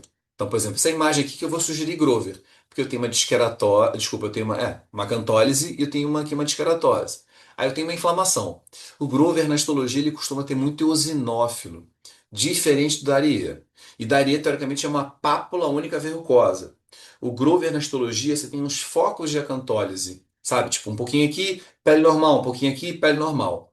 Então, patologia se baseia nesse padrão também. A cantólise muito bem desenhada, daria, tipo uma verruguinha. A cantólise salteada, Grover. Mas lembrando, não é um diagnóstico fácil. Grover tem que ter correlação clínica, tá? Com certeza. Deixa eu ver o que você escreveu mais. Corpo redondo, sogra da Erigão, não tem no Hailey Hailey? Bianca, pode ter sim, tá? Mas é muito mais raro. Quando você pensa em corpo redondo e grão, é Grover e Daria. E raramente no Hailey Hailey. Pra você ter noção, cara, existe às vezes esqueratose, tipo Grover, corpo redondo e grão, às vezes na pitirise rubra pilar. A gente já teve um caso lá no Exército. Se tiver ainda alguém do Exército aí também. Um caso raro. Então pode ter, mas o padrão não é. Hailey Hailey normalmente não tem, não. Show, então eu vejo uma bolha abaixo da epiderme. Lembre-se, doutores, que o conteúdo da bolha não é muito válido na sua celularidade. Eu posso ter fibrina, eu posso ter neutrófilo, porque houve um pequeno trauma ali. Então, muito cuidado com o conteúdo. Sempre olhem a periferia ou a parte de baixo da bolha, tá? Para não dar um diagnóstico errado. E aí? Tentem olhar essa imagem e me traçar um diagnóstico.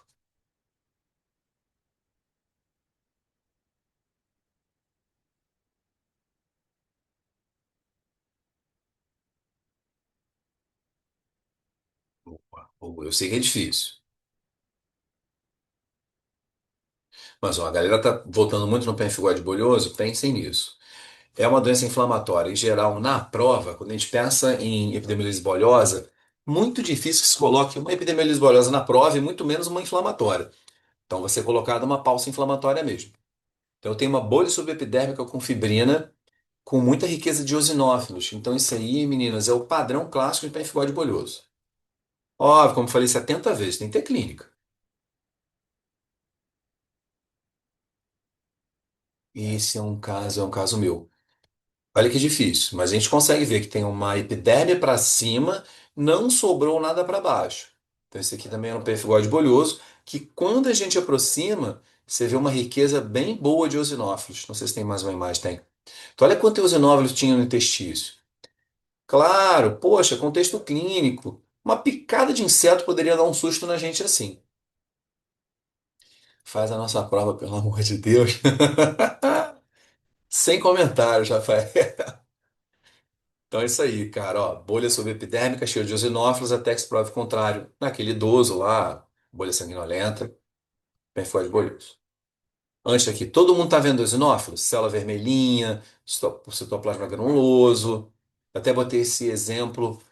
Já vi isso ser cobrado, tá, doutores? Espongiose eosinofílica não é uma doença, é um padrão histopatológico. Beleza? E já cobramos isso. Já vi isso em prova de especialista. Então vocês estão vendo uma epiderme que tem espongiose e tem eosinófilo. Ponto. Aí eu já soltei esse tipo de laudo que você bota assim, pode estar no contexto de um pemphigoide bolhoso inicial, pode estar no contexto de um herpes gestacional, pode estar no contexto de uma picada de inseto. Então, assim, até num contexto muito louco de paraneoplasias, né? Se for um idoso com alguma massa a esclarecer. Então, espongiose isofílica é só o que vocês estão vendo mesmo. E espongiose com os eosinófilos. E aí pode estar no contexto de várias doenças, como eu falei agora. Tem lâmina de espongiose isofílica, que eu me lembro, tem assim. Tá, para quem comentou, eu tô olhando uma bolha subepidérmica. Olha como é que a papila tá retinha. É claro que não vai ser assim, porque essa, desculpe o termo, é maldade. Mas esse é o padrão que eu poderia considerar, por exemplo, uma epidermolise bolhosa. Perfeito? A epidermolise bolhosa é extremamente parecida com a porfiria cutânea tardia. Só que a porfiria, em geral, ela faz aquele festonamento das papilas. Parece que elas ficam arqueadas, assim, ficam subindo. Tipo patinha de centopeia. Nesse caso eu não estou vendo, tem um esbocinho pequenininho aqui, só que como 90% é reto, se eu tivesse que fazer uma prova agora, eu, né, praticando uma prova, eu daria EBA nessa imagem. E era o que era mesmo. Aí, de novo, pô, professor, de fissão, mas lembre da anatomia. A gente não sabe que porfiria não dá muito sem lesões nas mãos, áureas de trauma? Então, olha aqui, hiperceratose compacta, né, uma cantose que vai ter hipergranulosa, aí tem uma bolha subepidérmica, e olha aqui, ó, deixa eu tirar isso tudo. Estão vendo aqui, meninas, as papilas? Aqui, papila, papila, papila subiu, papila subiu, papila subiu. Então, essa coisinha, tipo dedinho de luva, né, patinha de centopeia, para o HE é muito, muito, muito significativo para a porfiria, tá? Pelo amor de Deus, não me erra uma questão dessa.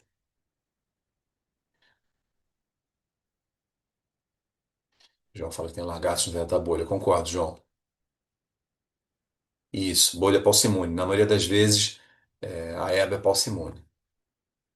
Essa imagem aqui é para ganhar ponto, né? E aí?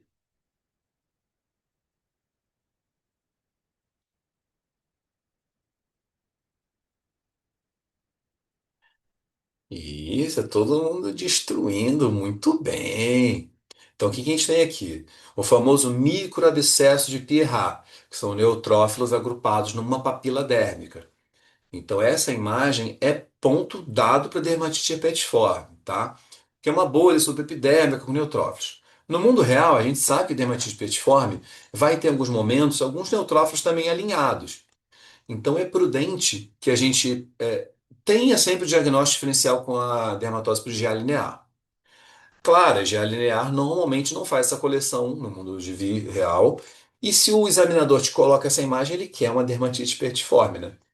É muita maldade pegar com a parte rara. Então, aqui, outras imagens lindas de dermatite pertiforme com microabscesso neutrofílico da papila, outro microabscesso neutrofílico de papila. Então, já sabe, né, doutor? Botou essa imagem aí, é dermatite pertiforme. Então, olha que detalhe. Para quem não conhece os neutrófilos, estão aí. Não, tem um pouquinho de esponjose. Claro que tem, não tem problema nenhum.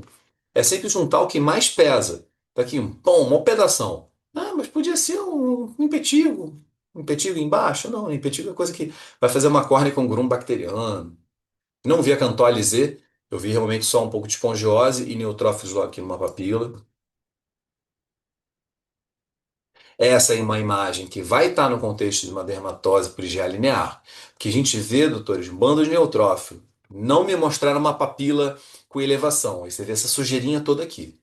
Então, se não mostrar necrose da basal, isso aí é uma dermatose por IgA linear. E por que que eu falo isso? Porque se tiver necrose de queratinócitos, começa a pensar em pênfigo, em lúpus bolhoso, desculpa. Mas aí lúpus vai ter mucina também. Deixa eu ver o que vocês estão escrevendo. Pode pensar, falar o termo presença de microabscesso na papila? Pode. O que que vocês queriam ver? Ah, IgA, é isso mesmo. Então, como eu comentei, a IgA linear, quer dizer, a dermatite petiforme, para ficar a imagem mais clara para vocês, é o microabscesso de papila. Prova.